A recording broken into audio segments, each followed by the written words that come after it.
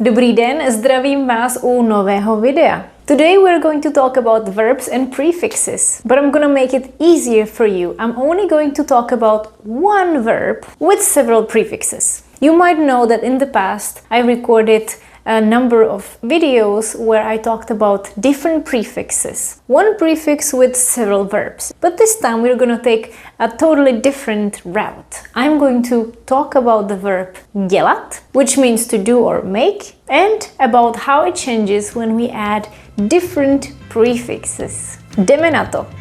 Ahoj, vítejte na mém kanále Czech by Zuzka, kde vám pomocí angličtiny vysvětluju českou gramatiku.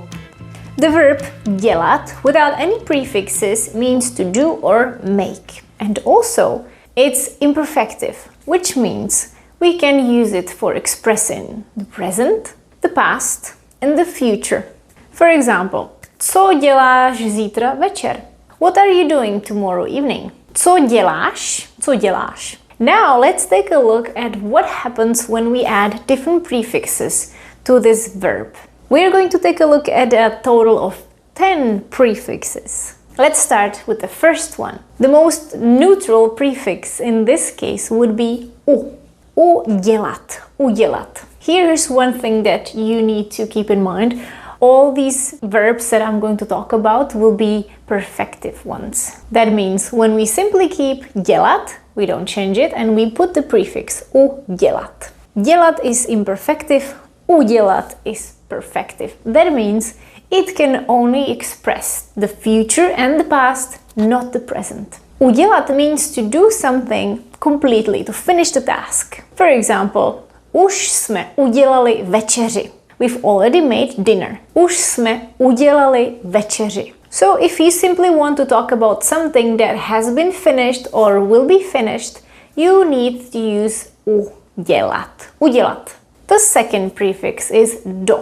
Dodělat. Dodělat means to finish something that was started before. Just like the previous verb udělat, it means that something will be or was finished, with the difference that it was started before, or you will take a break. You started doing something, took a break, and then you finished it, or you will finish it. Imagine you have a house with an old roof that needs to be replaced, and the work has already started. But then the workers got busy, they didn't come for a few days, and now the roof is unfinished. So you're wondering, kdy se dodělá ta střecha?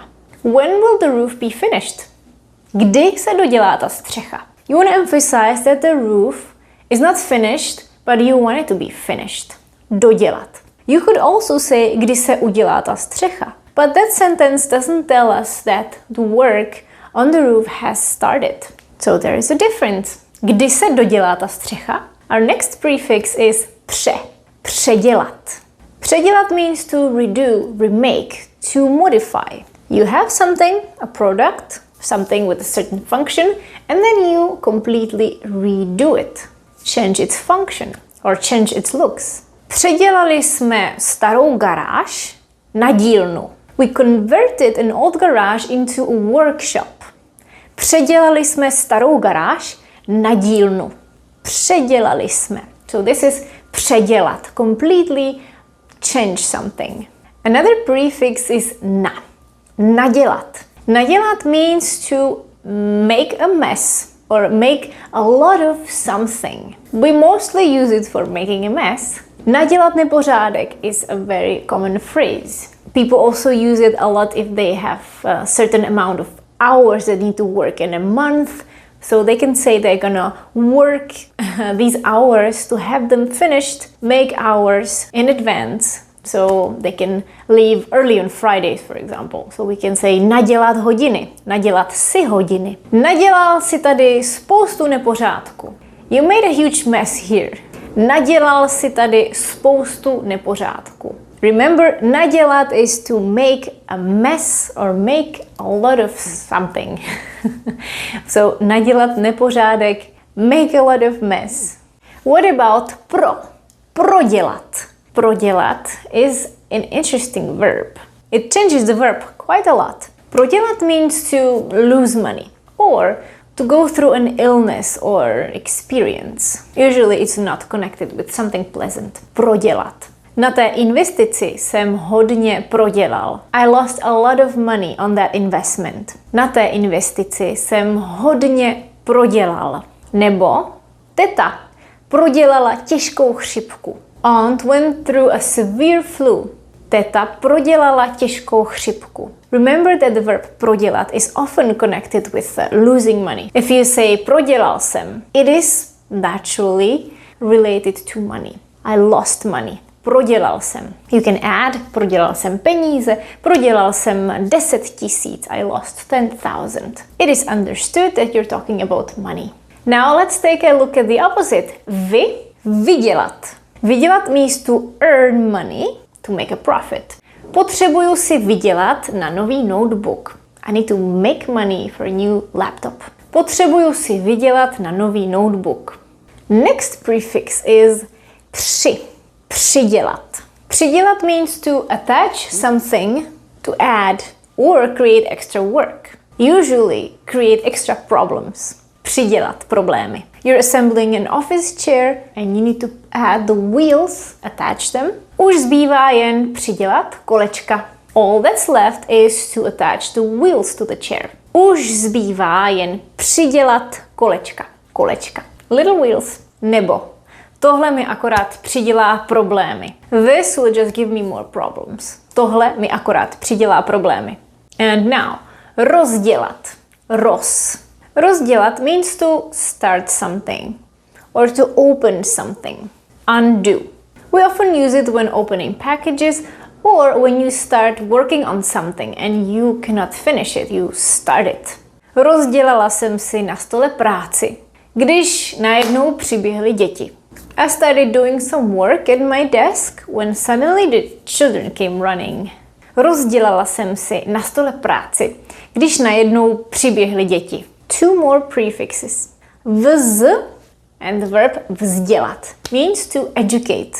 Cílem knihy bylo nejen pobavit, ale i vzdělat. The goal of the book was not only to entertain, but also to educate. Cílem knihy bylo nejen pobavit, ale i vzdělat. And the last prefix is podělat. Podělat means to mess or to screw up. It's a slang, very informal, but also very common. So if you mess something up, like an exam, you can say, ten test jsem podělal, byl jsem mimo. I messed up that exam, I was out of it. I was not thinking clearly. Byl jsem mimo means I was not myself. And if you want to make sure that someone makes a good job, you can tell them, hlavně to nepodělej. Just don't mess it up. Hlavně to nepodělej.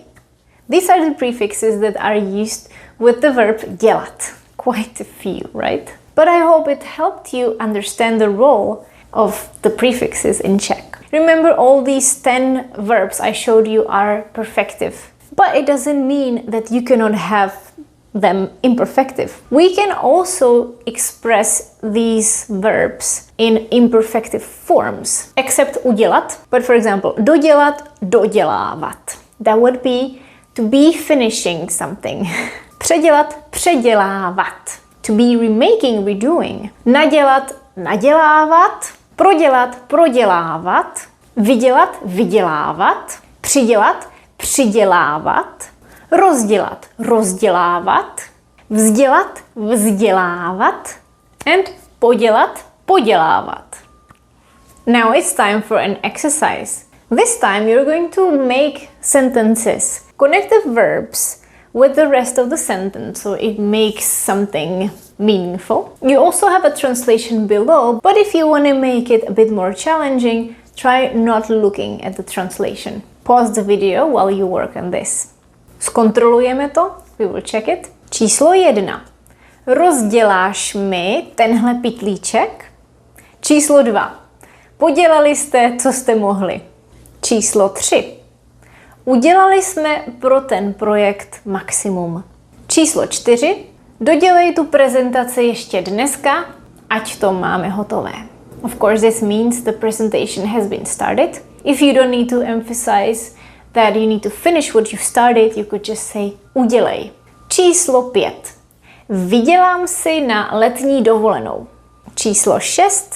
Přidělej tu poličku pořádně, ať nespadne. To je všechno.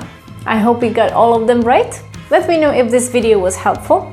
And if you have more questions about the prefixes, remember that I also have a playlist called the Czech Prefixes and you can study each prefix individually. To je ode mě všechno, mějte se krásně a budu se na vás těšit příští čtvrtek. Čau.